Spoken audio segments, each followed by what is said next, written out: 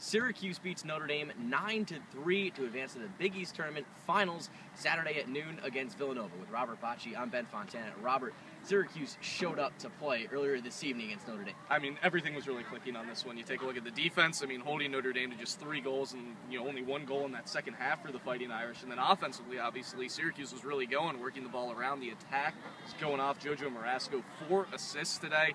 Really, when you look at Syracuse, it had it all going, and things are really starting to come together for this team. Yeah, I mean, look at Dominic Lamolinera. Didn't even play in the Big East Tournament last year. Had 7 big saves earlier tonight, and Jojo Marasco with the 4 assists ties Paul Gates' record for most by a midfielder in Syracuse history. So now Villanova, Syracuse has seen this team on this field earlier this season, and it struggled against them, especially in the face-off offense. Well, I mean, that's really where the only struggles were for Syracuse. Went just 2 for 24 in that game as Thomas Kronquist just terrorized SDU. But you look at the last few games, Syracuse's face-offs have been pretty good. They've gotten back to about 50%. It was exactly 50% today against the Fighting Irish.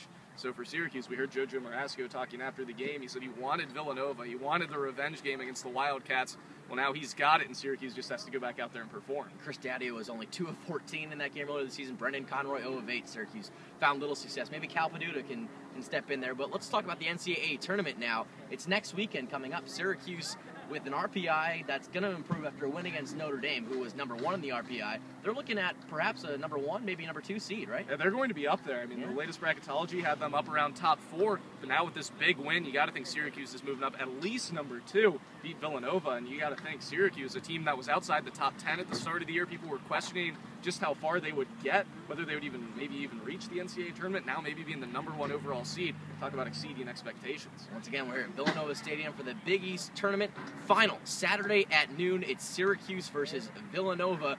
The winner takes home the final Big East regular season, tournament championship. With Robert Bacaj, I'm Ben Fontana. Tune in to WAER Sports Saturday at 11:30 for Countdown to Face Off. It's only on 88.3 FM.